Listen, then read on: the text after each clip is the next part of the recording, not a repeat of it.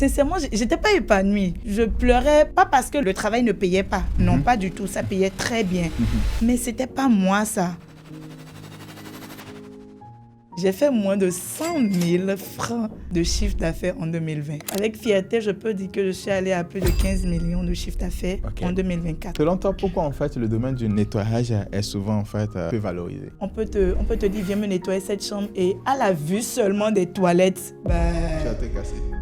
les connaissances, les parents, surtout ma maman, ils ne digéraient pas le fait de savoir que après tous ces diplômes-là, je décide de nettoyer des maisons. Quand tu leur fais un prix, ils te disent, mais écoute, je n'ai jamais pensé qu'un jour je vais payer ça pour l'entretien. Mais je dis, l'entretien, le nettoyage, c'est pour ta santé. Et la santé n'a pas de prix. Mais est-ce que toi, par exemple, quand tu vas à des événements assez corporate, où tout le monde est par exemple en costard, tu n'as pas honte en fait de dire ce que tu fais? Je me suis lancé un défi fou, interviewer 100 personnalités à travers 10 pays africains. Aujourd'hui, on est au Bénin et je vous amène dans un univers que souvent on sous-évalue. Un univers en fait du nettoyage dans la globalité. Je sais, ça vous semble un peu bizarre, mais aujourd'hui, moi j'ai 10 000 questions par rapport à cela. C'est pour cela qu'on est avec une personne qui est dans ce domaine, qui arrive à tirer en fait son épingle du jeu et on va comprendre ensemble d'où elle vient, pourquoi elle s'est retrouvée dans ce domaine spécialement, quelles sont les difficultés et est-ce que le domaine rapporte assez d'argent. Donc, bienvenue. Merci. Bonjour Honoré, comment tu vas? Bien, et toi? Ça va bien. Alors déjà, je te dis merci de m'avoir invité. Merci pour tout ce que tu fais pour la jeunesse, pour les entrepreneurs. Vraiment, mettre de la lumière sur tes métiers, je pense que c'est à féliciter. Et vraiment, bravo à toi. Merci à toi. Je me dis qu'il y a des métiers qui font des choses incroyables. Cependant, on est tous sur le côté lumière et tout. Et ce qui m'a beaucoup plus impressionné de ton côté, c'est que tu étais sur la lumière dans le domaine du média et tout. Et tu as décidé de partir dans ce domaine où plein de personnes dans ta situation diront, mais en vrai, qu'est-ce que j'ai à foutre là? Mais avant d'aller dans toutes ces choses-là, si tu te présentais rapidement. Alors, merci. Moi, je suis Prisca Viaquin. Je suis la fondatrice et la dirigeante de Mayel Cleaning, une structure d'entretien et de nettoyage que j'affectionne beaucoup. Une structure d'entretien et de nettoyage qu'elle affectionne. J'ai l'impression que la phrase elle n'est pas bien structurée, mais je comprends tout à fait. C'est ton petit bébé et tout. Pour pouvoir attirer l'attention des personnes, je vais te poser une question directement assez crash. La première année, quel est le chiffre d'affaires que tu as fait? Alors, c'était en 2020. Je revenais d'Accra. Et c'est là où je me suis dit, j'ai mûri l'idée de créer une entreprise de nettoyage et d'entretien parce que j'aimais cela beaucoup. Et en 2020, le déclic est venu. Et il faut dire, pour ceux qui me connaissent, qui me suivent depuis 2020, ils savent que je n'ai pas lancé uniquement le nettoyage et l'entretien. J'avais accompagné ça de la vente des produits de nettoyage, des matériels d'entretien et surtout des nettoyants sols que je fabriquais moi-même. Et donc, je cumulais les deux parce que c'était nouveau. Et je peux dire que j'ai fait moins de 100 000 francs de chiffre d'affaires en 2020. C'était choquant. C'était choquant? Oui. C'était choquant. J'étais frustrée. Mais j'étais passionnée par la chose. J'aimais beaucoup. Et ça ne m'a pas empêché de continuer, de persévérer. Et ça m'a amené là où je suis aujourd'hui. OK. Et du coup, là où tu es aujourd'hui, l'année dernière, quel chiffre d'affaires tu as fait? Avec fierté, je peux dire que je suis allée à plus de 15 millions de chiffre d'affaires en 2024. OK, intéressant. Donc, on passe de moins de 100 000 francs de chiffre d'affaires à 15 millions. Ça nous intéresse. Du coup, mais avant en fait d'aller sur les détails d'où les choses sont venues, qu'est-ce que tu faisais concrètement avant de te lancer en fait dans ce défi? Alors, avant Mayel Cleaning, j'étais salariée. J'ai fait du télémarketing. Et il faut dire que je n'étais pas épanouie dans ce travail-là. Je n'étais pas heureuse parce que je suis quelqu'un qui aime le terrain. Je suis une femme qui adore le contact de l'humain. J'aime être entourée du personnel. Et derrière les écrans, le casque, les téléphones, vraiment, je n'y arrivais pas du tout. Et c'est d'ailleurs ça qui m'a fait démissionner de mon travail pour pouvoir me lancer. Mais tu dis, OK, tu travailles dans un domaine qui ne t'épanouissait pas. Et parce que tu aimais quelque chose, en fait, du terrain. OK. Mais toi, à partir de quel moment tu t'es dit, bon, c'est le bon moment pour moi, en fait, de décider de me lancer? Parce que en faisant le télémarketing, sincèrement, j'étais pas épanouie. J'étais pas épanouie. Je rentrais à la maison, parfois, je pleurais, pas parce que le métier, le travail ne payait pas. Non, pas du tout. Ça payait très bien. Mais c'était pas moi, ça. C'est un peu comme si on me forçait à faire quelque chose que je n'aimais pas. Et donc... Au fond de toi, comment tu te sentais pendant cette période? Mal. Mal? Oui, très mal. Et je dépérissais. Je dépérissais. Les gens me voyaient, me disaient, mais Prisca, c'est quoi? Qu'est-ce qui ne va pas? Ils ne pouvaient pas comprendre. Mais au fond, c'est que j'étais dans un domaine qui ne m'agréait pas du tout. Et c'est comme ça, un jour, je me suis dit, bon, écoute, tu ne vas pas au boulot. Et depuis la maison, j'ai écrit ma lettre de démission que j'ai envoyée. Mon chef n'était pas du tout d'accord. OK. Et il a dit, mais pourquoi tu veux démissionner? Qu'est-ce qui ne va pas? J'ai dit, monsieur, c'est vrai, je travaillais beaucoup, je faisais beaucoup de chiffres, mais sincèrement, je ne peux plus. Il faut que j'aille chercher ce qui est pour moi. Il faut que je me lance moi-même. Avant de démissionner, tu savais que tu allais lancer ce business ou tu as démissionné avant, en fait, de trouver l'idée? Non, l'idée était là, depuis que j'étais rentrée d'Accra. Okay. L'idée était déjà là, que je mûrissais. Et j'avais deux idées. Vendre des accessoires de soins. OK.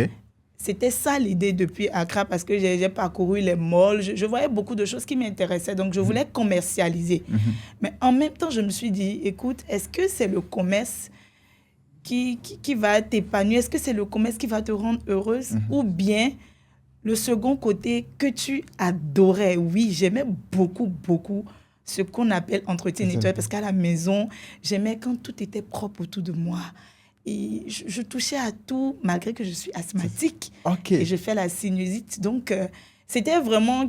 je ne pouvais pas être en contact avec la poussière. Oui. Et quand je le faisais, je me rappelle, ma maman criait, mais écoute, tu vas te rendre malade, après je vais commencer par acheter des médicaments, c'est pas, tu n'as pas à nettoyer la chambre toi-même, va appeler tes petites nièces, elles vont t'aider. Mais chaque fois quand je les appelais, elles venaient. Elles nettoyaient, mais je n'aimais pas. Il fallait vraiment que moi-même, je touche à la chose. Et je me suis dit, écoute, Prisca, certainement qu'il y a des familles, qu'il y a des résidences qui ont besoin de ça. De la manière dont tu souffres, tu es asthmatique, tu fais la sinusite. De cette même manière, il y a des gens qui font l'allergie, mais qui n'ont pas le temps de nettoyer. Les enfants qui ne peuvent pas le faire. Pourquoi ne pas alors mettre ce service-là à la disposition de tout le monde? Voilà. Donc, l'idée était là. Wow. On sent en fait le parcours, on sent en fait que c'est beaucoup plus émotionnel. Tu as dit plusieurs fois depuis Accra. Qu'est-ce que tu faisais à Accra? Je t'ai pas dit étudier. Ah ouais, tu as étudié à Accra. Oui. Ok, intéressant. Quelle étude tu as fait? J'ai fait de la négociation commerciale, après avoir fait le journalisme, bien sûr. Ok. Donc, tu as fait la négociation commerciale, tu as fait le journalisme, tu as fait la négociation commerciale. Et là, aujourd'hui, en fait, la négociation commerciale, ça t'aide aujourd'hui dans ton business. C'est ça. Ok, super intéressant. Maintenant, tu te rappelais de ton premier contrat. C'est-à-dire que c'est quelque chose qui te passionnait. Oui, on le sent. Tu te dis, ok, je vais mettre cette compétence, cette volonté de voir tout propre à la disposition du reste du monde, les personnes qui sont intéressées, qui n'ont pas le temps et qui sont occupées, ou les enfants qui ne peuvent pas le faire. Mais est-ce que tu te souviens, quel a été ton premier client et comment ça s'est passé concrètement? Alors, mon premier client, je l'ai eu en 2021, en février 2021. Mais il faut dire que je le connaissais déjà en 2020. À travers une fois, je l'ai connu. Comme je l'avais dit, je faisais les nettoyants sol. Et donc, j'étais partie à une exposition à une fois en 2020. Et c'est là que je l'ai connu. Il était passé sur mon stand, acheter un nettoyant. Il a pris mon contact et je lui ai parlé de mes services. Dans le temps, j'avais un seul agent que j'avais formé et qui m'accompagnait un peu partout. Et il a dit d'accord, que c'est intéressant ce que je fais et qu'il va m'appeler. Je pensais qu'il allait m'appeler sur le coup, mais non.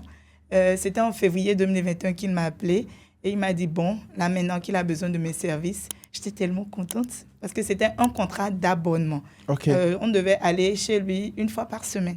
Intéressant. Voilà. pour aller faire l'entretien. Et j'étais tellement contente parce que c'était la première fois, je me suis dit, enfin, quelqu'un qui comprend et qui a besoin de mes services. Donc, je donnerai le tout pour pouvoir le satisfaire.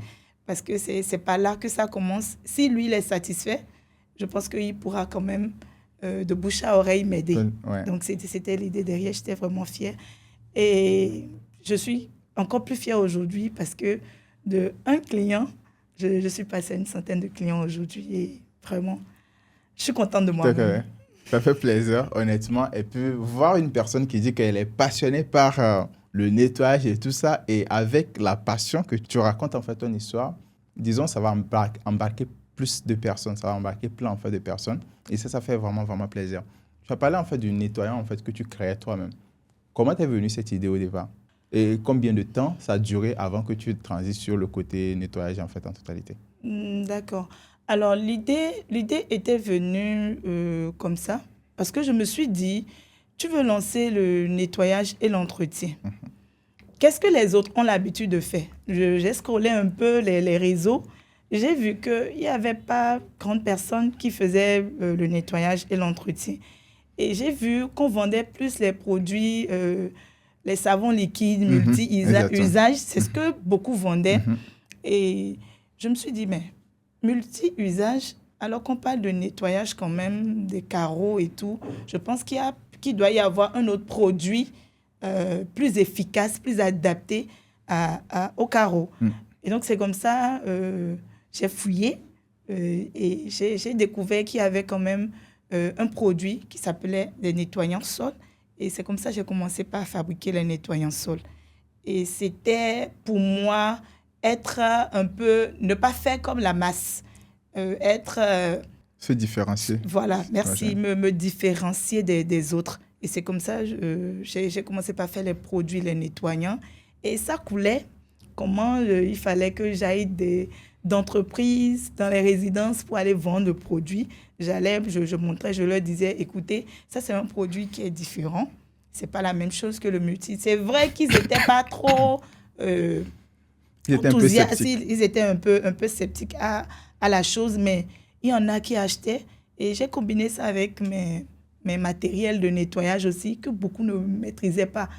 Parce que quand j'ai commencé, j'ai vu que beaucoup ne maîtrisaient pas réellement les produits, le nettoyage avec les matériels qu'il faut. Pour eux, c'était nouveau, mais qu'est-ce qu'elle nous apporte? Et j'étais contente d'apporter quelque chose de nouveau. Et quand j'ai commencé avec ça, après, je me suis dit, bon, si je cumulais le nettoyage et l'entretien, quand je vais chez les personnes pour leur vendre mes produits, je leur propose en même temps mes services. Si ils ne sont pas en mesure de prendre mes services, au moins, ils vont acheter le produit. Et si, pas miracle, ou bien, quand ils seront intéressés, ils peuvent dire, bon, au lieu d'acheter le produit, si tu faisais le nettoyage toi-même directement. Alors, c'est comme ça. C'est intéressant parce que là, on voit que tu avais une passion. Enfin, tu étais toujours, tu avais ce truc-là. Disons que tu avais une phobie, une problématique par rapport aux saletés. Tu n'aimais ça, tu étais vraiment dans les détails par rapport à ça. C'est ça. Et ce truc-là que toi, tu n'aimais pas, tu as trouvé une solution. Genre, tu aimais, en fait. Genre, ça t'a poussé à aimer à faire ce nettoyage, le ménage et tout ce qui va derrière. Tu t'es dit, OK, c'est un problème que moi, j'ai résolu à mon échelle. Donc, il y a une forte chance qu'il y ait d'autres personnes dans ma situation qui auront besoin de ça. Donc là, tu as décelé un problème de ton niveau. Tu dis, OK, ça peut être intéressant pour d'autres personnes. Tu as décidé de les apporter cette solution. C'est ça. Et au départ, tu t'es dit, bon, OK, avant de te lancer, OK, j'ai la passion, je suis intéressé par ça, ou ce truc, ça peut résoudre. Au lieu de te dire, OK, ça reste dans ta tête, tu dis, bon, vas-y, je vais aller voir ce qui se fait sur le marché. Et au lieu de te lancer comme tout le monde, tu as décidé simplement en fait, de te différencier en apportant des solutions assez spécifiques. Tu comprends bien. Et là, tu t'es dit, bon, OK, si je vais demander aux gens que je vais venir exécuter, genre nettoyer tout le temps, ça peut peut-être les coûter plus cher et tout. Donc, tu as trouvé une solution ou un produit qui va coûter beaucoup moins cher, qu'ils peuvent acheter. S'ils veulent le grand, tant mieux. S'ils ne veulent pas le grand, gros, au moins, tu vas prendre quelque chose. En gros, je ne perds pas. Tu ne perds rien voilà. là-dessus. OK. Mais quand tu as commencé tout ça, moi, la question qui me vient en fait là, tout de suite en fait dans la tête, c'est que la dame elle me dit, j'ai fait le journalisme et j'ai fait le commerce. Elle me parle de fabrication des produits. C'est quoi le rapport? Bon, J'ai fait le journalisme, mais avec le temps, je me suis dit qu'il me manquait quelque chose. Et avec le journalisme au Bénin, on sait tout ce qui se passe. Et bon, moi, je n'ai pas voulu continuer. Personnellement, je n'ai pas voulu continuer parce que je me suis dit, peut-être ce parcours que j'ai eu, cette formation que j'ai eu à faire peut m'aider dans un autre domaine. Et donc, c'est comme ça que je me suis lancée dans la négociation commerciale parce que le commerce, le marketing, c'est quelque chose, c'est pas... Je ne dirais pas que c'est dans mon sang, mais c'est quelque chose que j'aimais depuis toute petite, à cause de ma maman. Grâce à ma maman, je vais dire, elle vendait à manger. Et donc, les heures creuses de l'école, je venais chez elle et je vendais avec elle. Depuis, elle m'apprenait à avoir le contact avec des gens, ça fait le marketing. Et moi-même, je faisais les petits gâteaux, des toffees que je vendais. Et vraiment, c'est quelque chose que j'aimais beaucoup. Donc, laisser tout ça et me retrouver... derrière, avec vraiment, les casquettes. Non, c'était pas ça. Donc, je me suis dit, le journalisme, en quelque sorte, c'est la communication. J'ai appris beaucoup. J'ai eu du relationnel. Et pourquoi pas ne pas convertir ça et ajouter ça à ce que je fais, parce que quand même, c'est toujours bien d'avoir plusieurs cordes à son arc. Donc, voilà. Donc, tu t'es retrouvé, en fait, simplement à faire la formation. Maintenant, si tu as appris, en fait, le côté commercial, à partir de quel moment, comment tu as appris la fabrication des savons? Oui, avec les tutos. Les tutos? Oui. Tu t'es auto-formé? Oui, je me suis auto-formée déjà. Et après, il y a un monsieur que j'ai connu grâce à mon époux et qui m'a formée, qui maîtrisait le domaine du nettoyage. Il n'est pas au Bénin. Et c'est lui qui m'a donné les astuces, ce qu'il fallait pour quand même me démarquer du milieu. Donc, voilà. Ouais, assez intéressant. Mais tout ça, en fait, avant de te lancer, tu dirais que tu avais assez de fonds pour te lancer ou tu allais juste au pif avec les moyens de bord? Je suis allée avec les moyens de bord. Parce que quand j'ai démissionné, c'est vrai que j'avais un peu d'économie. Quand j'ai démissionné, je me suis dit, écoute, tu ne vas pas rester à la maison. Pas juste quelqu'un aussi, je n'aime pas rester à la maison. Il faut que je touche à tout. Donc, les petites économies que j'avais, c'est avec ça que je me suis lancée. J'ai pris les matériels, j'ai fabriqué le produit, le nettoyant. J'ai fait des petites étiquettes que j'ai collées dessus. C'est tout ça qui faisait la beauté de la chose. Et les gens se trouvaient, mais waouh, tu as eu une très bonne idée. Donc, voilà. Et après ça, je suis allée acheter les matériels pour le nettoyage, des produits pour le nettoyage. Et c'est comme ça que je me suis lancée. Si tu prends le recul, tu vas dire que tu t'es lancé avec combien à peu près? Je me suis lancée avec 50 000. 50 000? Oui. Wow. OK. Ça, c'est assez intéressant. Donc, tu es parti vraiment avec les moyens de bord aujourd'hui, on va pour dire, OK, tu crées. Mais la question que j'ai envie de te poser, là, à ce moment où tu dis, OK, j'avais un travail qui tournait assez bien, j'étais bien dans la société, on dirait, j'ai réussi ma vie, tu décides de tout laisser tomber pour te lancer dans un business, même peut-être la première année, bon, tu ne savais pas, mais la première année, tu vas faire 100 000 francs. Comment fait les gens autour de toi, en fait, te voient à ce moment? Ce moment-là, c'était vraiment un moment de doute pour moi. Parce que c'est vrai, j'aimais la chose, mais tous ceux qui étaient autour de moi, les amis, les connaissances, les parents, surtout ma maman, ils ne digéraient pas le fait de savoir que après tous ces diplômes-là, je décide de nettoyer des maisons. Mais attends, à quel moment tu penses à ça? À quel moment tu laisses ton boulot pour te lancer dans un métier que combien le Béninois va te payer pour le nettoyage de sa maison? Tu penses qu'ils sont capables de le faire? Mais au fond, ils ne voyaient pas ma vision. Parce que moi, ma vision était tout autre. Ce n'était pas forcément gagner de l'argent sur le coup, non. Moi, ma vision, c'était apporter quelque chose aux familles, aux foyers. Surtout que j'étais quelqu'un qui souffrait d'une maladie ayant rapport avec ce domaine-là. C'était comme un défi pour moi et je me suis dit, je vais relever ce défi-là et vous montrer. Je sais que vous n'y croyez pas. Je n'oublie pas que mon grand frère et mon époux y croyaient fermement. Dès que je leur montrais le projet, automatiquement, ils y ont cru. Et les autres, non. Et je me suis dit, c'est un défi. Je vais vous montrer au fil des années que j'avais vu juste. Et aujourd'hui, elle est tellement fière de moi. La maman? Oui, elle Ouais, est ça plus fait- que fière de moi aujourd'hui.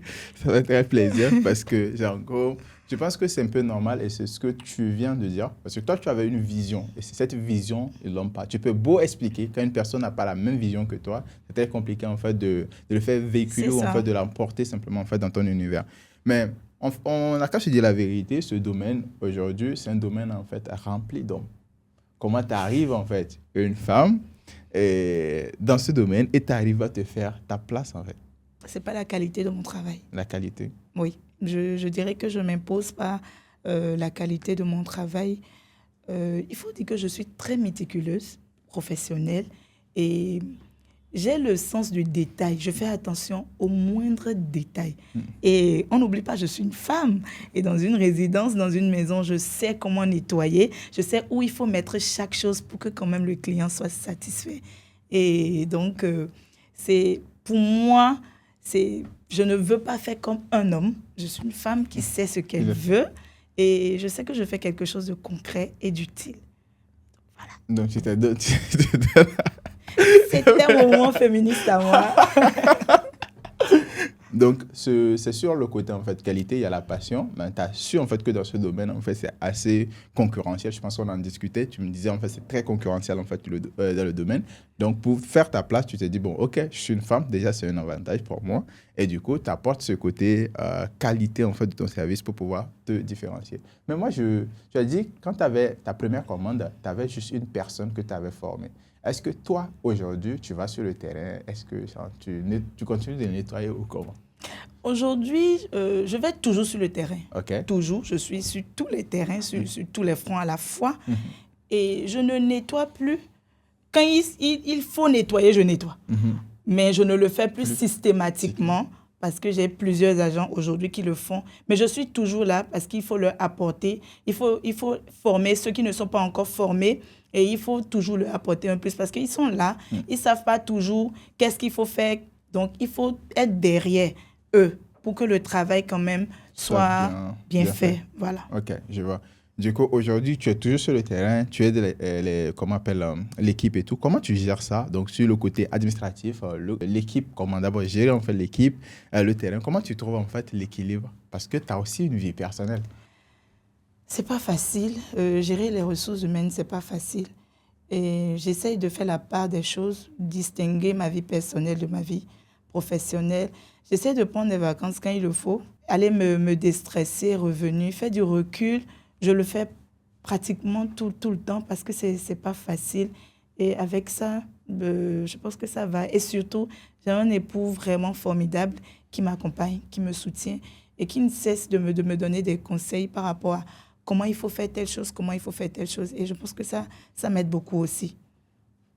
Je pense que c'est important d'avoir en fait un très bon partenaire. Et en fait, ce qui est incroyable, c'est que toutes les femmes qui sont passées ici, bon, la majorité, elles reviennent toujours sur ça, d'avoir en fait un bon époux qui les comprend, qui les accompagne, que c'est très important si tu veux être une femme en fait réussie dans le domaine du business et tout. Oui, c'est important parce que si tu as un homme avec toi qui ne t'accompagne pas, même si tu as la passion, avec toute la passion que tu as du monde, c'est un échec d'avance parce que après tout, tu vis avec lui. Si tu viens à la maison, tu as des situations, parce qu'on en rencontre tout le temps, tu as des situations et que tu viens lui raconter et qu'il n'est pas capable de t'accompagner dessus. Tu es seul. À un moment donné, tu risques de taper du poing sur la table et te dire, écoute, je n'en peux plus. Et puis, voilà, quoi, tu laisses tomber.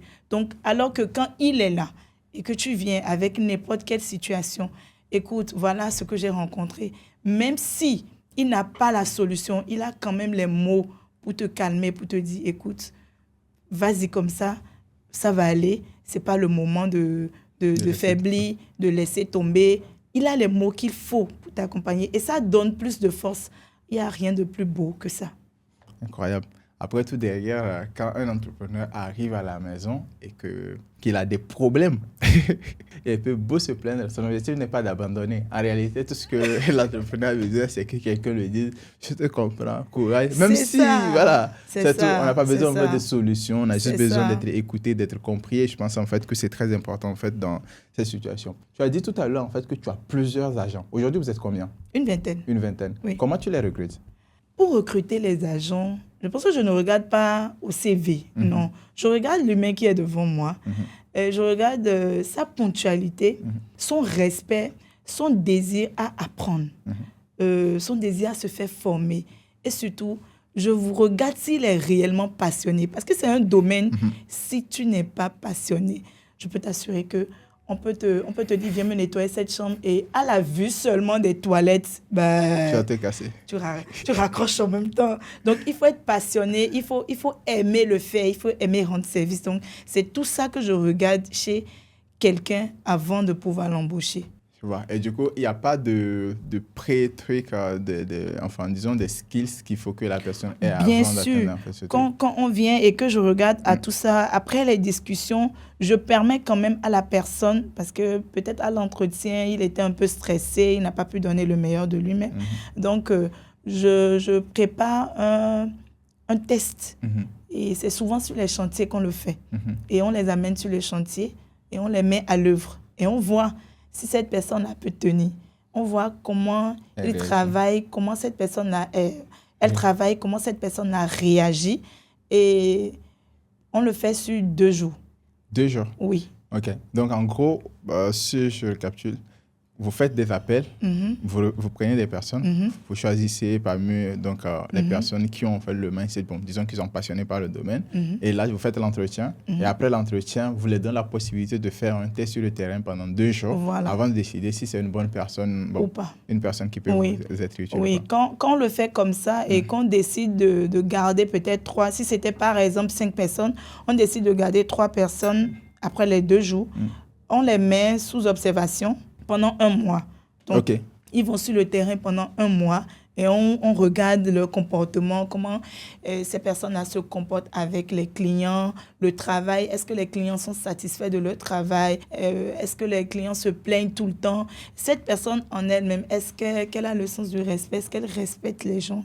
Donc, voilà tout ce qu'on regarde en 1 mois. Et si en 1 mois, on voit que oui, cette personne répond aux critères, alors là, on peut l'embaucher.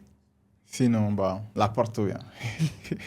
Du coup, est-ce que quand vous faites des appels d'offres, il y en a suffisamment de personnes qui postulent? Oui, beaucoup. Beaucoup? Oui, beaucoup. Mais quelle est la tranche d'âge? Est-ce que c'est les jeunes, ce sont les gens beaucoup plus matures? Ou en fait, quels sont les profils que vous avez le plus? Bon, il faut dire que j'ai eu de toutes les couleurs. Parce qu'au début, déjà, je me suis dit, j'allais faire uniquement avec les femmes. Et j'ai fait, ça n'a pas donné. Pourquoi ça n'a pas donné? Parce que les femmes, pas parce que les femmes n'aiment pas travailler, non, mais ce sont des femmes qui ont des obligations. Et donc, peut-être j'ai un enfant et quand on est en train de travailler, on doit l'appeler pour lui dire, écoute, ton enfant a tel souci à la maison, ou bien c'est elle te demande la permission à tout bout de champ, mon mari a dit telle chose, ou bien je ne peux pas venir aujourd'hui parce que j'ai mal au ventre. C'est qu'on a connu de toutes les couleurs. Alors je me suis dit non, faire uniquement avec les femmes, ça ne dérange pas. Il faut mélanger, il faut faire un message. Voilà. Et donc, j'ai commencé par recruter des hommes aussi. Quand je recrutais les hommes, il faut dire qu'il y avait des vieux qui venaient, au moins la quarantaine, la cinquantaine qui venaient. Quand ils viennent, ils te disent qu'on veut faire le travail d'entretien, de nettoyage. Mais quand tu les amènes sur le chantier, après 2 heures de temps, ils sont fatigués. Et ils s'asseyent. Et ce sont les autres qui font le travail à leur place. Et des gens sont commencés par se plaindre. Madame, non, ça ne peut pas se passer comme ça. Nous, on fait tout le travail. Donc, des plaintes sur des plaintes. Je me suis dit, bon, ce n'est pas la meilleure formule non plus. Et après ça, je me suis dit, bon, il faut que je me focalise sur des personnes responsables, mais jeunes. Donc, c'est-à-dire à partir de 25 ans jusqu'à 35 ans, tu peux être à Maël Clinic. OK, je vois. Intéressant. Je pense que ce qui est intéressant dans tout ça, c'est le test que tu as fait au départ. Tu t'es dit, bon, OK, je vais faire un truc en fait pour les femmes parce que tu t'es positionné comme femme et tu l'as dit, tu as essayé de te différencier parce que des femmes, tu as dit que tu as une vision assez différente et tu as voulu recruter que les femmes. Il y a plein de problématiques autour qui t'ont poussé. Tu t'es dit, bon, tu ouvres la porte, tu vas chercher les personnes assez diversifiées, mais malgré tout ça, en fait, tu as eu des problèmes qui t'ont poussé en fait à aujourd'hui, où tu en es aujourd'hui, avoir une équipe assez jeune, dynamique et surtout en fait responsable pour pouvoir s'assurer en fait, pour bien délivrer surtout, pour garder la qualité et tout. Mais toi aujourd'hui, tu dis tu vas toujours en fait sur le terrain, ok. Mais si tu n'es pas là, comment ça se passe? Comment tu structures de telle sorte que si tu n'es pas là, que tes équipes, en fait, délivrent la qualité? D'accord. Alors, déjà, depuis, ça fait quand même 5 ans déjà. Donc, il y en a qui sont dans l'équipe depuis 3 ans. Et donc, j'ai délégué, ce sont les superviseurs. Ils étaient avec moi depuis, donc ils maîtrisent le métier plus que ceux qui viennent maintenant. Donc, c'est eux. Quand je ne suis pas là, c'est eux qui se chargent de diriger l'équipe qui est là. Mais toujours est-il que je suis tout derrière le téléphone, les appels vidéo, ils appellent tout le temps, comment ça se passe, qu'est-ce que le client a dit. Je leur donne quelques tips pour que le client, quand il ne me voit pas, au moins qu'il soit quand même à l'aise, que le client soit quand même à l'aise et se dise que bon, elle n'est pas là, mais pourtant, ils ont fait le travail comme cela se doit. C'est vrai qu'au début, c'était difficile, hein, c'était difficile de les laisser. C'était un chaos total parfois, les clients qui se plaignaient et tout. Et j'ai quand même réussi à trouver le juste milieu. Parce que je ne peux pas être là tout le temps non plus. La belle preuve, je suis ici maintenant, ils sont au travail. Voilà. Ça fait plaisir, là. Donc, tu penses en fait qu'avec le temps, tu pourras arriver à un moment donné où tu n'es plus obligé d'être sur le terrain et qu'on n'aura pas besoin en fait, de toi tout le temps en fait, sur le terrain? Je ne sais pas. Je ne saurais répondre à ça parce que il m'est déjà arrivé en janvier passé où je voyageais de dire mais je suis en train de partir, mais est-ce que ça va donner? J'ai eu la peur de ma vie parce que c'était la première fois où je me disais, bon, c'est quand même hors du territoire, comment ça va se passer et tout. Et quand je suis partie, il y avait des clients en attente. Je les ai envoyés, j'ai discuté avec eux. Il faut dire que j'ai cette capacité-là d'être en harmonie avec mon équipe. Et je le leur dis toujours, Mayel Clinic, c'est une famille. Au-delà du fait que je suis votre patronne, je suis votre grande sœur. Et donc, s'il y a n'importe quelle chose, n'hésitez pas. Donc, je les mets en confiance et je suis avec eux dans le respect. Je les respecte et ils me respectent. Et donc, ça, déjà, ça a permis que, même en mon absence, c'est vrai que c'est pas trop ça, mais ça va, c'est pas mal. Donc, quand je ne suis pas là, avec la peur au ventre que je laisse, et je ne sais pas si un jour je pourrais y arriver. Je me pose des questions et je me dis, le temps va arriver où tu n'auras pas le choix. Il va falloir laisser des gens là. Mais en même temps, je me dis, si ce temps arrive, comment je vais faire? Je me pose toujours des questions. Je n'ai pas encore trouvé la réponse à ça. J'espère pouvoir trouver. C'est possible, c'est totalement possible de le faire. Je pense en fait que tout va se jouer sur les systèmes et les process que tu vas intégrer au niveau en fait, de ta boîte. Je te disais la dernière fois en DM que je connais un gars qui a en fait un business dans ce sens, mais en Europe, qui tourne vraiment très très bien. Lui, il n'est même plus en fait en France. Il a déménagé et tout. Mais son business continue en fait à tourner parce que bon, il a mis en place vraiment des process qui permettent en fait de tourner. Oui, c'est vrai que les réalités ne sont pas pareilles. Il ne faut pas oublier que les réalités ne sont pas pareilles parce qu'en France, le Béninois qui est ici et qui se la joue dans le bureau est prêt à aller faire un agent d'entretien en France. Hein. Ça, c'est clair. Mais ici, il ne va pas accepter le faire. Donc, c'est deux réalités différentes. Et donc, c'est ce que j'essaye quand même de relever. C'est le défi que j'essaye de relever au Bénin ici aussi pour que les gens puissent voir le métier différemment d'un autre œil. Voilà. Du coup, aujourd'hui, en fait, tu penses en fait que quel est le niveau, en fait, par exemple, d'études des personnes que tu as aujourd'hui dans ton équipe? Le minimum, c'est le CAP. Le CAP, ok. Oui. Ok. Mais ça veut dire que ils sont assez, disons, structurellement parlant, ça va, tu vois. Oui, ça va. Donc, ça va, quoi. Donc, ok. Quels sont aujourd'hui, si tu prends en fait le recul, tu vas te dire, quelles sont les galères en fait que tu as rencontrées à tes débuts, dans sa globalité? Les galères, j'en ai rencontrées, hein, plein. Tant au niveau des ouvriers, des collaborateurs, donc au niveau des clients. Et c'est celle que j'ai envie de raconter, c'est celle d'un client qui, fin 2021, je vais dire, était à Lomé, qui m'a contacté depuis Lomé grâce à Facebook pour que je puisse lui faire l'entretien d'un immeuble, d'un grand immeuble. Et j'étais tellement contente parce que c'était la première fois qu'on me confie quelque chose de grand comme ça. J'étais tellement contente et j'ai dit, OK, il n'y a pas de problème. Il m'a dit qu'il est avocat, c'est un cabinet d'avocats et tout. Il m'a bien berné. Hein. Et j'ai accepté. Et donc, j'ai commencé le travail. Il m'a envoyé le numéro de quelqu'un ici, donc c'est une assistante qui allait diriger le travail, qui serait avec moi. Et quand il m'a dit ça, bon, je me suis sentie un peu apaisée parce que je me suis dit, si quand même il a déjà une assistante ici, donc c'est quelque chose de concret.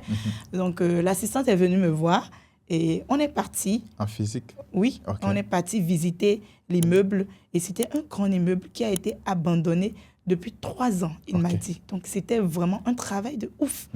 J'ai fait la facture que je lui ai envoyée et il a accepté. Il a dit qu'il n'y a pas de problème, que le plus important pour lui, c'est que son travail soit bien fait.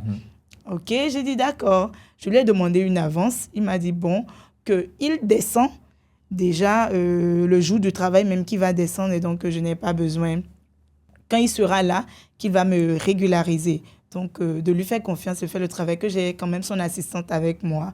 Et si j'ai besoin de n'importe quelque chose, qu'il n'y a pas de problème. Donc, j'ai démarré le travail. En ce temps, je pense que j'avais 4 agents. OK. Donc, j'ai démarré le travail. On a fait quand même 3 jours pour finir tout l'immeuble. Et déjà, le premier jour où il devait rentrer, il n'est pas venu. Okay. J'ai dit à l'assistante, mais qu'est-ce qui se passe? Je n'ai pas vu monsieur. Elle m'a dit, non, écoute, il a eu des empêchements. Il va descendre demain. Demain, je ne l'ai pas vu. Voilà que j'ai déjà entamé le travail. Je me suis dit, bon, tu vas terminer. Il n'y a pas de problème, termine. Si l'immeuble n'est pas à lui, il ne peut pas me dire de venir nettoyer. Donc, certainement, l'immeuble appartient à quelqu'un.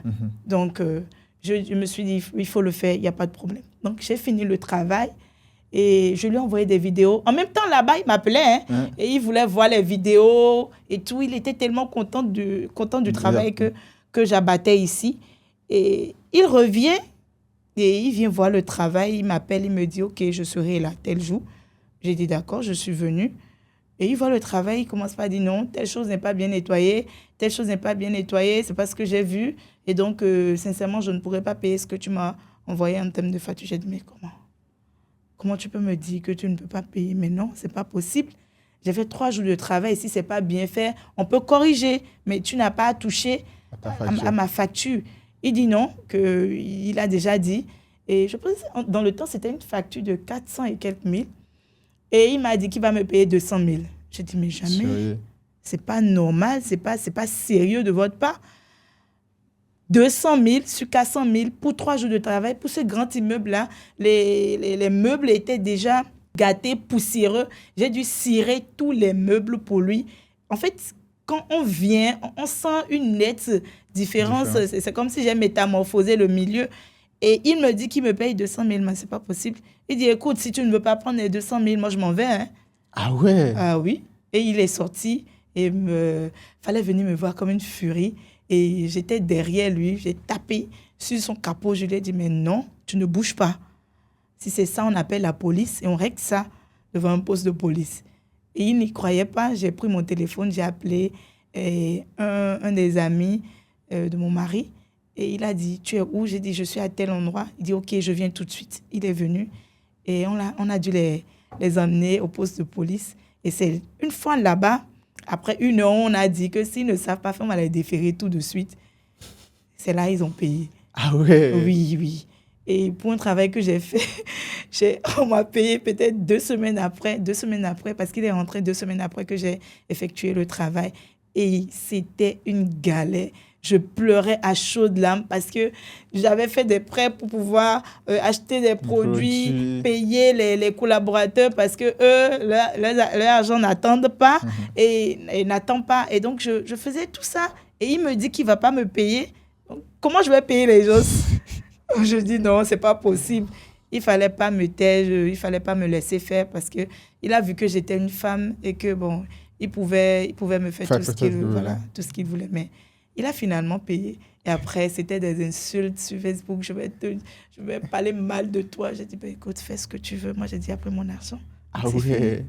Donc, parce que tu es une femme, il s'est dit, bon, ok, vas-y, tout est permis. C'est ça. Mais vous, en fait, dans ce type d'activité, niveau marge, vous êtes autour de combien à peu près? C'est-à-dire? La marge. Parce qu'il y a les produits pour nettoyer et tout, par rapport au prix que vous donnez. Vous gagnez à peu près combien? En mode, si vous enlevez les prix tout ce que je dois enlever, ça dépend. Ça dépend du marché qu'on a pris.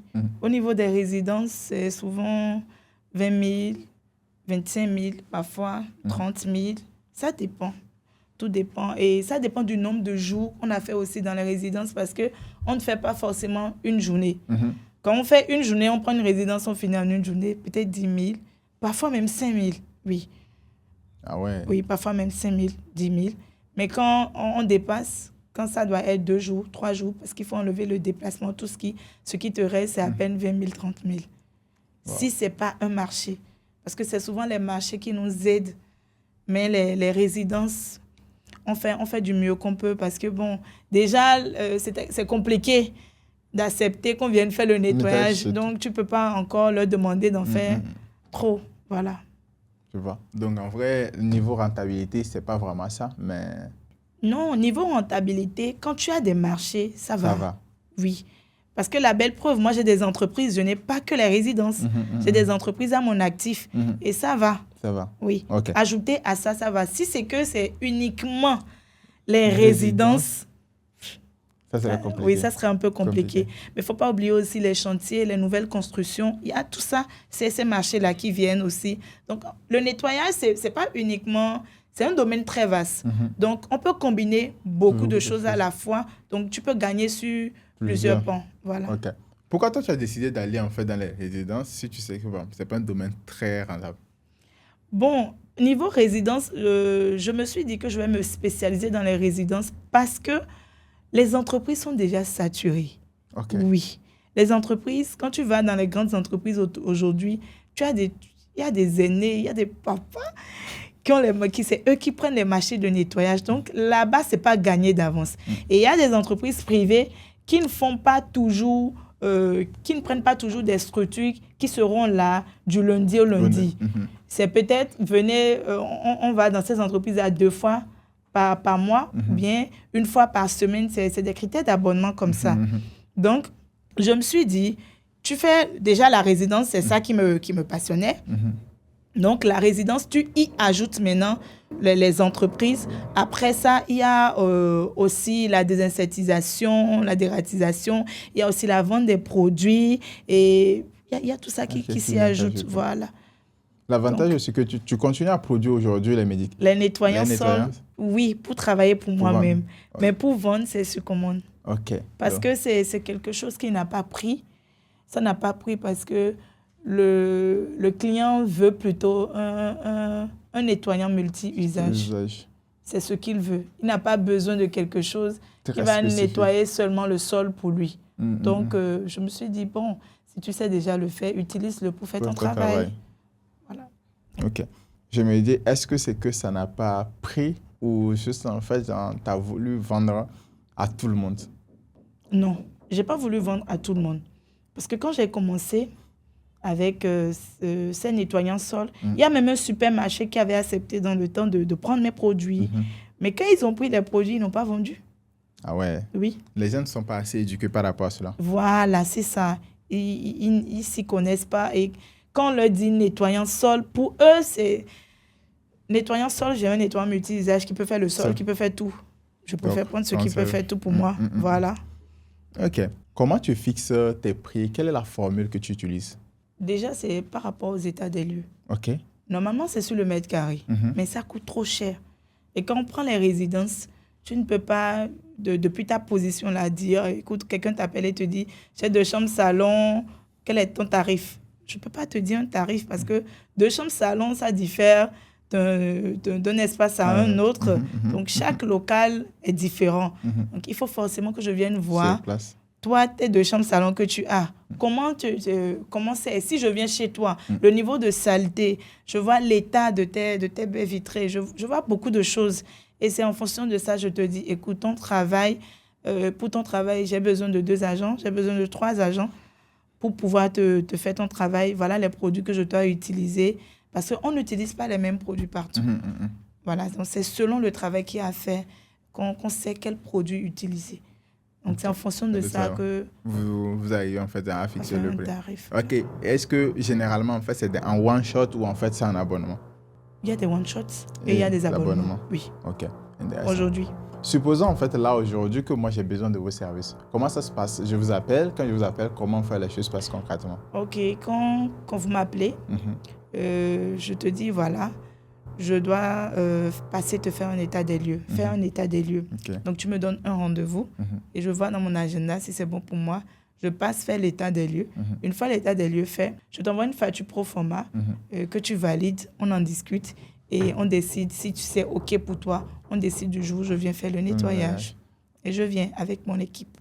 Le déplacement pour l'état des lieux, c'est gratuit, c'est payant? Actuellement, c'est gratuit. OK. Actuellement, c'est gratuit et les gens se foutent pas mal de moi, hein, vu que c'est gratuit. Et ils peuvent te donner rendez-vous, tu vas, tu ne les vois pas. Voilà des situations qu'on vit. On te donne rendez-vous, on te dit, voilà, viens à telle heure. Tu pars là-bas, tu commences par les appeler, ils ne te répondent plus. Ou bien même, tu pars les voir, ils te disent non. C'est en route. Quand tu es déjà en route et proche, on te dit, ah, écoute, j'ai vraiment eu un contretemps, je ne peux plus. On va reporter le rendez-vous. Et tu es obligé de te retourner bredouille. Donc, très bientôt, ça sera payant. Ça sera payant, bien. Oui. Je pense que ça sera mieux comme ça. Ça va te permettre en fait de qualifier simplement plus des personnes qui vont décider de te faire déplacer, tu vois. C'est comme les agents immobiliers. La visite, ils c'est font ça, payer ça. voilà, coup, ouais. c'est payant. Toi, comment en fait aujourd'hui tu trouves tes clients majoritairement? Mes clients aujourd'hui, j'aime les appeler les maïliens. Ils sont formidables. Oui. C'est vrai que si je dois prendre sur 100%, les 90% sont formidables et sont satisfaits du travail que j'abats chez eux. Et ils sont pas prêts de me changer. Ils sont pas prêts de me changer. C'est vrai qu'il n'y a pas d'œuvre parfaite, mais j'essaye quand même de m'améliorer au quotidien. Et je suis en fait en contact direct avec eux tout le temps pour les rassurer. Écoutez, on peut faire comme ça, on peut faire comme ça. Donc, je pense que c'est ça qui les amène à se dire, bon, je les mets en confiance avec moi. Voilà, c'est ça. Le courant passe bien. Et je suis plus contente parce qu'ils sont en train de comprendre la nécessité de la chose, l'importance de la chose aujourd'hui. C'est vrai que je n'ai pas encore touché tout le monde, mais je sais que... Ça va venir, c'est une question de temps. Oh bien. Oui. Mais là, aujourd'hui, tes clients viennent d'où? C'est depuis les réseaux, ils te contactent ou en fait de bouche à oreille, tu fais de la publicité? Comment tu trouves en fait tes clients? Je fais de la publicité sur les réseaux. De la publicité payante ou en organique? Non. En organique? Oui. OK. De la publicité sur Facebook, sur TikTok. Insta, je ne suis pas encore trop déçue, mais je fais de la com. En même temps, je fais du bouche à oreille. Il y a les clients qui sont satisfaits, qui me font de la communication aussi, qui me recommandent. Et je pense que ça m'a beaucoup aidé. Ça m'a beaucoup aidé. Un client satisfait qui te recommande. Et donc, tu es obligé de donner le meilleur de toi-même. Et donc, c'est comme ça on a agrandi notre portefeuille client. Il ne faut pas oublier aussi les appels d'offres. On répond aux appels d'offres.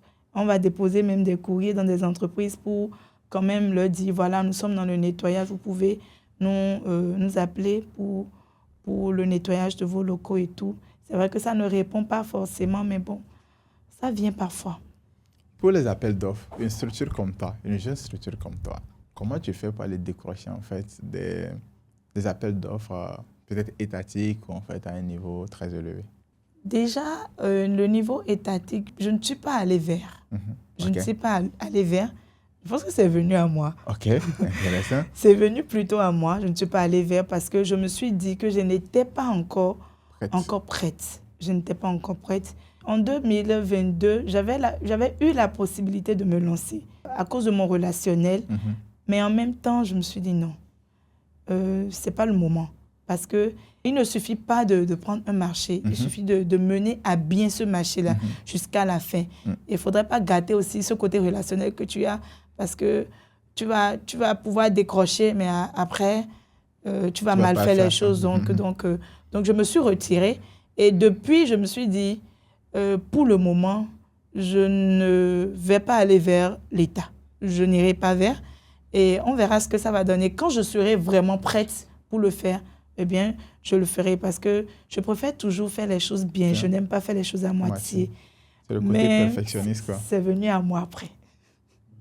Tu peux nous en dire un peu plus? C'est venu à moi comme ça. Je ne m'y attendais pas. Je ne m'y attendais pas. Et comme je le dis, c'est la grâce de Dieu. Et c'est venu comme ça, où j'ai fait la rencontre de ce monsieur-là et qui m'a ouvert les portes. Et c'est allé comme ça. Aujourd'hui, comment tu vois plus ton entreprise, étant donné que tu as déjà eu un marché étatique? Tiens, tu te sens maintenant prêt, tu te dis, OK, il y a les possibilités d'aller chercher beaucoup plus ou comment? Toujours pas. Toujours pas. Non. Mais comment tu comptes en fait délivrer si tu te dis que tu n'es pas prête alors que tu as simplement fait le marché qui est là? Oui, j'ai le marché qui est là, mais est-ce que c'est suffisant? Non. Ça ne m'empêche pas de toujours postuler, hein. Mais je me dis, parce que quand tu postules, tu as ton nom quand même dans la base. Donc, quand il sera temps, ils vont te faire appel. Mais il y a beaucoup de moyens derrière. Oui, un marché étatique, il y a beaucoup de moyens. Et des gens vont même faire des prêts pour pouvoir exécuter ces marchés-là. Et moi, je ne suis pas encore prête à ça. Parce que aller prendre des prêts, et on sait que les marchés étatiques, on ne paye pas de sitôt. Donc, comment je vais pouvoir régler ces prêts-là? Et donc, je me dis, il faudrait que moi-même, j'ai quand même une certaine base pour pouvoir, même si je dois faire des prêts, que ça ne soit pas fait tout le prêt, avoir même moi-même quelque chose, compléter et pouvoir me lancer. Donc, ce sont des choses qui découragent. Mais tant est qu'on ne baisse pas les bras, on persévère toujours, on se dit, bon, le meilleur arrive, donc on attend le meilleur moment. En fait, ce qui est important, que les gens comprennent en fait concrètement par rapport au marché. Quand tu fais en fait, tu décroches un marché public dans ce sens. D'abord, il faut avoir suffisamment de cash flow. Donc, je pense que pour toi aujourd'hui, le problème en fait, c'est le problème de cash flow. Avoir suffisamment en fait de cash flow pour pouvoir financer.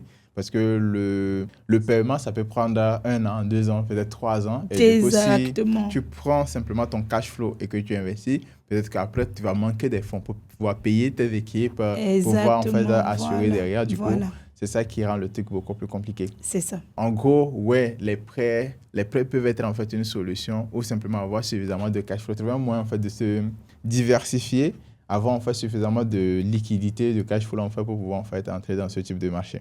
Et toi, aujourd'hui, tu te dis, bon, OK, je ne suis pas prête, mais qu'est-ce que tu fais dans le sens là pour dire, OK, je suis en train de renforcer ou bien en fait solidifier mon cash flow pour pouvoir en fait m'étendre en fait ce type de marché. Oui. C'est vrai que ça prend du temps, mais c'est aussi beaucoup en fait de cash. Je pense que ça ne saurait tarder. Hein. Ah, ça saurait tarder. Oui, ça ne saurait tarder parce que aujourd'hui, il y a le portefeuille client qui a augmenté et il y a des entreprises qui nous font appel, de grosses entreprises qui nous font appel.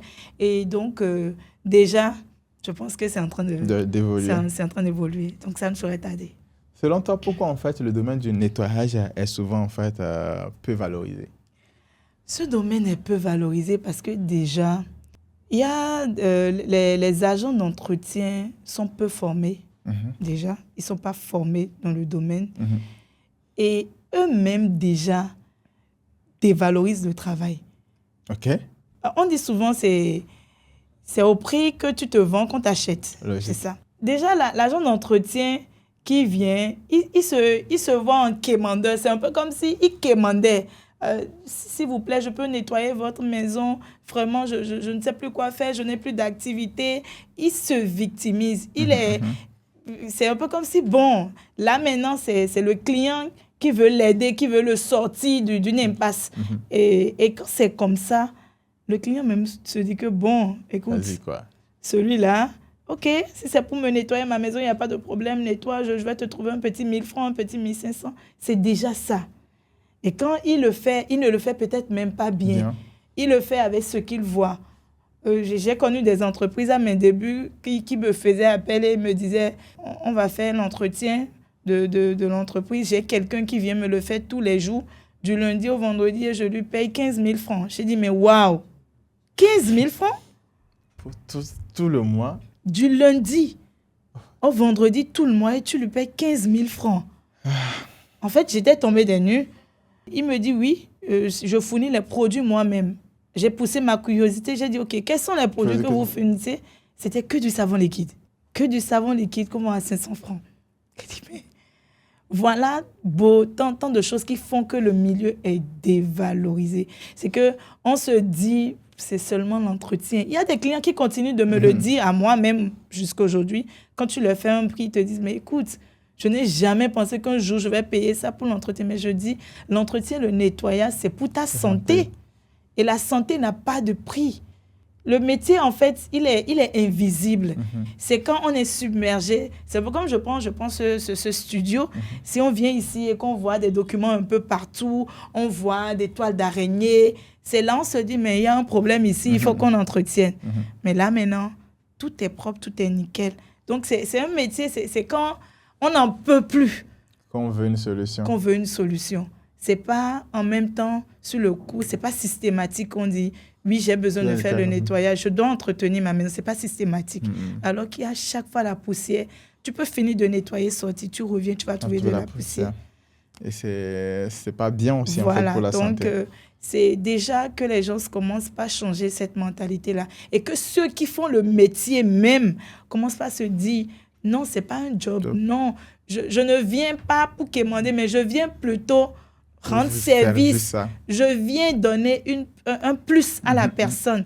Donc, je n'ai pas à me, à me victimiser, à me trouver faible, ou bien c'est un peu comme si, bon, c'est parce que je n'ai rien. Je suis obligé de faire ça. Voilà, en fait. Non, il faut que les gens arrêtent de penser à ça. Mais est-ce que toi, par exemple, quand tu vas à des événements assez corporate, où tout le monde est, par exemple, en costard, tu n'as pas honte en fait de dire ce que tu fais? C'est déjà arrivé d'avoir honte de dire ce que tu fais ou pas? Jamais. Jamais. Jamais. Je n'ai jamais eu honte de dire que j'étais une nettoyeuse. Et je m'appelais même comme ça. Je m'appelais la nettoyeuse nationale. Je m'appelle comme ça. Nettoyeuse nationale. Oui. C'était le nom que je m'étais donné. En fait, tu penses aujourd'hui que déjà ce que tu es en train de faire avec les contenus que tu partages, ton dynamisme sur les réseaux, tu penses en fait que déjà tu commences à avoir de l'impact pour les personnes autour de toi? Beaucoup d'impact. Comment tu le vois? Comment tu le ressens toi? J'ai beaucoup d'appels, j'ai beaucoup de messages. On me dit, pas seulement du Bénin, même des autres pays, où on me dit, écoute, on a envie de faire comme toi, j'adore ce que tu fais et si tu peux nous former, si tu peux nous former pour que nous puissions lancer ça chez nous-mêmes, ici, dans le pays où nous sommes. Et même dans mon pays, ici, il y a des gens qui me disent, mais Prisca, vraiment, tu inspires pour le travail, pour le domaine que tu as choisi après tous tes diplômes. Vraiment, on te félicite et on a envie de faire comme toi. Et il y a beaucoup qui se sont déjà lancés même dans le nettoyage. Ça fait plaisir, ça fait toujours plaisir. Et toi, tu n'as pas peur en fait qu'il y ait beaucoup plus de concurrence, que ça soit beaucoup plus compliqué le marché? Écoute, on est au Bénin et avec le nombre d'habitants qu'on a au Bénin, je ne suis pas comme je ne peux pas satisfaire tout le monde. Est-ce qu'aujourd'hui, tu as pu avoir, par exemple, des femmes, parce que ton objectif de base, en fait, c'était d'impacter plus de femmes et tout. Tu penses, en fait, que tu es dans cet élan, il y a des femmes, plus, en fait, de femmes, en fait, tu les sens épanouies aux côtés de toi, des choses comme ça? Oui, et je suis d'ailleurs fière d'elles, si elles m'écoutent, bien sûr. Et je suis arrivée à en garder quelques-unes qui sont épanouies aujourd'hui et qui ont une certaine stabilité. Et sincèrement, les voir heureuses dans ce domaine-là aujourd'hui, je pense que c'est ma plus grande victoire. Ok. Tu penses aujourd'hui, genre, cette activité, on a parlé de chiffres, mais est-ce que ça te fait vivre confortablement? Oui. Oui? Je vis bien et je suis libre parce que c'est surtout ça. Je suis libre de mes mouvements et c'est ce que j'aime. Et je fais ce que je veux et je suis épanouie dans ce que je fais. Donc, ça va. Quand tu étais petite, c'était quoi ton rêve? Quand j'étais petite, je rêvais de devenir interprète. Interprète? Oui. C'est pour ça que tu as fait la communication? Oui. Et c'est pourquoi j'ai fait... Déjà, après le bac, j'ai fait d'abord une licence en faculté des lettres A. Et donc, c'était ça plus mon désir de devenir interprète. Parce que j'ai fait la littérature. Et mon papa aussi aimait beaucoup ça. Et il m'avait promis me faire voyager une fois après ma licence.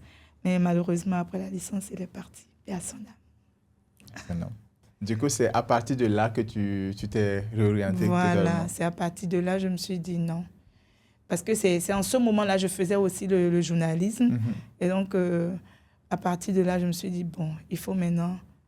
se relancer. C'est comme tu vas trouver une alternative et essayer de faire... Voilà, c'est ça.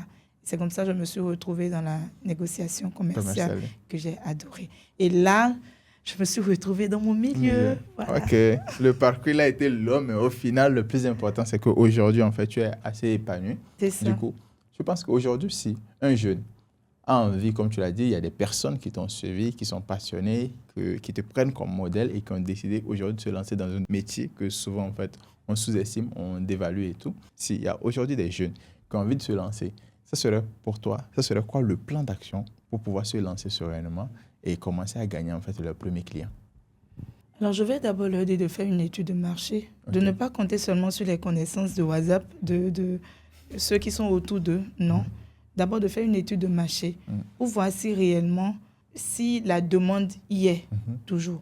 Moi, je pense, à mon avis, que la demande y est. Maintenant, c'est à eux de même de faire d'abord le travail. Parce qu'il ne faut pas voir l'autre. Tu ne sais pas tout ce que cette personne a fait pour s'en sortir. Donc, il faut d'abord toi-même faire ton parcours. Donc, déjà faire une étude de marché, surtout se faire former d'abord. Se faire former. Parce que au-delà de tout ce qu'on pense, c'est un domaine très, très, très vaste.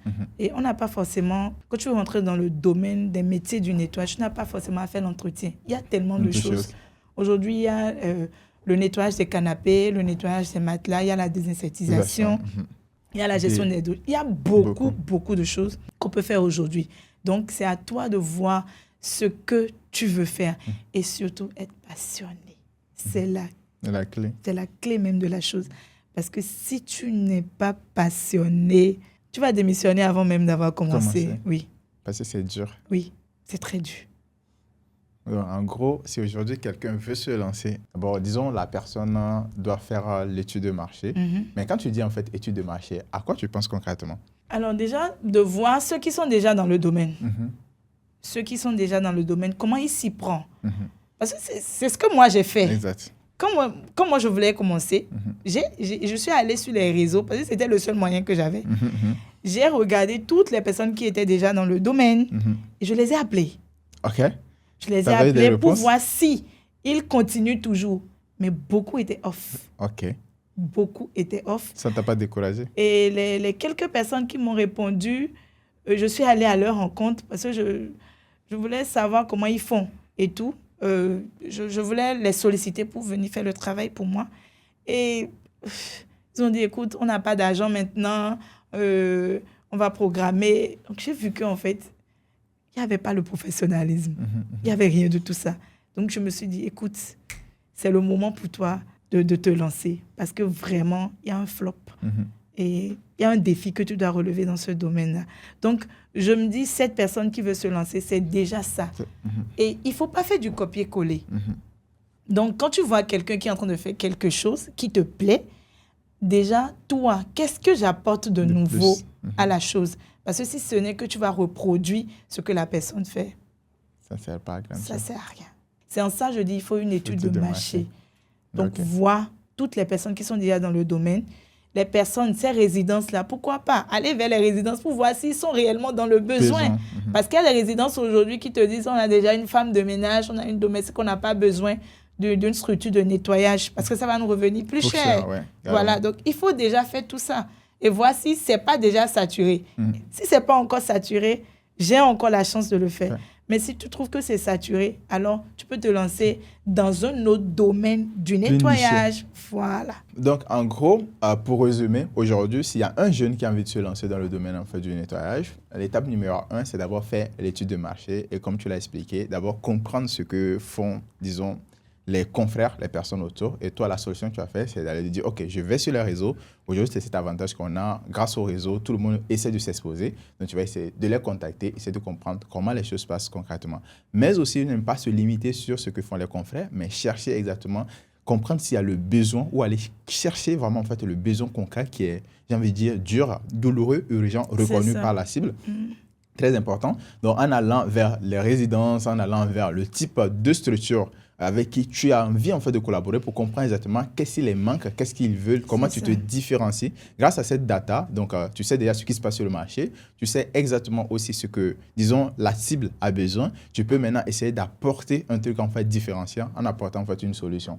Maintenant que là, tu as fait en fait l'étude de marché, l'étape numéro 2 pour toi, c'était la formation. Donc, il faut aller se former, comprendre exactement, apprendre en fait, disons, des anciens. On a eu des interviews où M. Freeman nous disait, dans la vie, il ne faut pas être bête. Il ne faut pas vouloir tout recommencer de zéro. Donc, il faut aller simplement se former, apprendre. Ça te fait gagner énormément en fait, en temps et ça te permet en fait, de te professionnaliser le plus rapidement possible. C'est ça. C'est très important. Donc, une fois en fait, tu te formes, maintenant derrière la troisième étape, c'était, bon, disons, l'élément en fait, le plus important de tout ça, en fait, c'est la passion parce que c'est un domaine assez physique. C'est un domaine que tu vas tomber sur plein de choses qui peuvent facilement en fait, te décourager concrètement. Donc, on est presque en fait à la fin simplement de l'interview. On va passer sur la phase simplement de la transmission et de l'inspiration. Donc, aujourd'hui, dans nos milieux en Afrique, il y a plusieurs domaines qui sont généralement très mal vus. Donc, ici, on est en train de parler simplement en fait, du domaine du nettoyage, mais il y a plusieurs autres domaines où si tu es dans ce domaine, les personnes autour de toi te voient comme un loser, que tu as perdu ta vie, que bref, tu es le dernier en fait, du quartier, peut-être tu passes en fait, les gens vont te pointer du doigt. Et je suis sûr qu'il y a énormément de jeunes qui sont là, qui sont passionnés par des domaines qu'on n'a pas. Souvent, on voit très peu de personnes en fait passionnées par ce type de domaine. C'est comme au début, tu me disais, le domaine, il est passionnant. Je dis, c'est rare de trouver quelqu'un qui va dire, le domaine du nettoyage, il est passionnant. Donc, quel est le message ou qu'est-ce que tu as à dire à ce type en fait, de personnes qui sont passionnées par les domaines qui sont généralement mal vus, alors que eux, c'est quelque chose qui pourra vraiment en fait, les épanouir?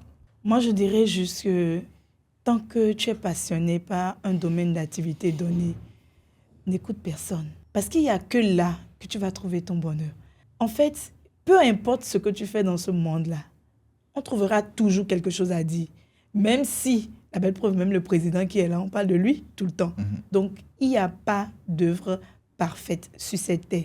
Si tu es passionné par un domaine d'activité donné, fonce, trouve les moyens qu'il faut pour te démarquer de la masse. Je pense que tout ira bien. Foncez. Donc, en gros, passer à l'action, c'est très important. Croire en soi, se donner les moyens en fait, de se lancer. Mais toi, si aujourd'hui, tu devais recommencer de zéro, qu'est-ce que tu changerais?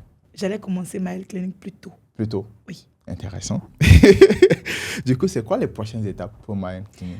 Wait and see. Ok, on est impatient. Tu veux rien nous dire? C'est ça. Tu veux rien nous dire? Je garde le suspense pour moi. Ok. Aujourd'hui, tu rêves de quoi? Alors aujourd'hui, je rêve d'agrandir Maëlle Clinic et de continuer par me faire former. Parce que comme je l'ai dit, c'est un domaine très vaste. Et surtout, continuer à impacter et à révéler beaucoup de femmes, à montrer à beaucoup de femmes qu'elles peuvent donner plus qu'elles ne le pensent. Ok, voilà. Assez intéressant. Quand tu parles en fait depuis de former, c'est une question que j'ai voulu te poser depuis. Comment tu te formes toi?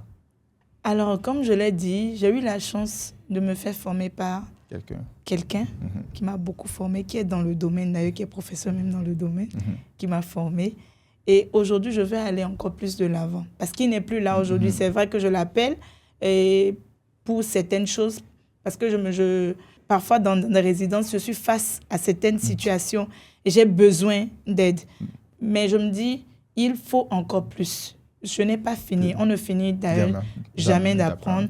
Donc, je vais continuer par me faire former. Et surtout pour ce qui vient, je n'ai pas le choix. Je dois me former. Tu dois te former. Oui. Pour ce qui vient que tu ne veux pas nous dire. Oui. OK. Pour toi, en fait, c'est quoi la réussite? Alors, pour moi, la réussite, c'est déjà de trouver son bonheur dans ce qu'on fait. Okay. Une fois que tu es épanoui et que tu es heureux dans ce que tu fais, je pense que c'est la plus grande réussite. OK. Le bonheur, ça ne reste pas vague. Non, ça ne reste pas vague. Parce que le bonheur, tu es heureux, tu es épanoui dans ce que tu fais. Tu as réussi. Tout ne se limite pas à l'argent. Déjà que tu es épanoui, tu es heureux, tu fais bien ce que tu fais, je pense que l'argent va venir facilement. OK. Et si tu disparaissais demain, qu'est-ce que tu aimerais qu'on retienne de toi? Tu ne vas pas disparaître de ça. Non, tu ne vas pas disparaître de ça, c'est clair. Je suis toujours là pour vous. Alors, ce que je voudrais qu'on retienne de moi, c'est que j'ai travaillé avec le cœur. J'ai élevé un métier de nettoyage au Bénin et surtout que j'ai impacté beaucoup de personnes. J'ai eu à impacter beaucoup de personnes par mon bravoure, ma ténacité et surtout ma persévérance. OK. Si tu avais un message à faire passer à la jeunesse aujourd'hui, ce serait quoi? Et genre en mode, tu te mets à la place du président et tu fixes ça et tu donnes ton message sonal. Alors, mon message pour la jeunesse, c'est que il faut toujours croire en soi et ne jamais se décourager, ne jamais prendre un métier. Il n'y a pas de sous-métier. Peu importe le métier, tout dépend de la manière dont vous valorisez ce métier-là. Alors, ne vous découragez pas, ne pensez pas que oui, parce que j'ai choisi tel domaine, je serai mal vue, parce que je suis en train de faire telle chose, on ne va pas me considérer. Non. Avec la passion, l'amour pour ce que l'on fait, on arrive à tout gagner. Et aussi, n'oubliez pas de mettre Dieu au-devant de chaque chose que vous faites.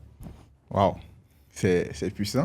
Là, on était avec Priska. Donc, enfant, son rêve était de devenir interprète. Donc, elle a fait des études dans ce domaine et rêvait de le faire. Mais malheureusement, avec le décès de son papa, elle a dû en fait se reconstruire. Donc, elle s'est lancée dans ce domaine du journalisme. Donc, après, elle est rentrée dans le domaine en fait commercial. Elle a pratiqué parce que, bon, depuis tout jeune, elle vendait. Donc, elle était un peu passionnée par le côté commercial et tout. Elle a commencé à travailler. Elle était bien. Pour la société, on dirait qu'elle a reçu sa vie. Mais elle ne se sentait pas à sa place. Elle ne se sentait pas épanouie et tout. Donc, à un moment donné, elle a décidé de tout mettre en pause. Se lancer dans un domaine qu'autour d'elle, les gens ne valorisaient pas. C'était assez compliqué à ses débuts. Elle a fait sa première année avec 100 000 francs.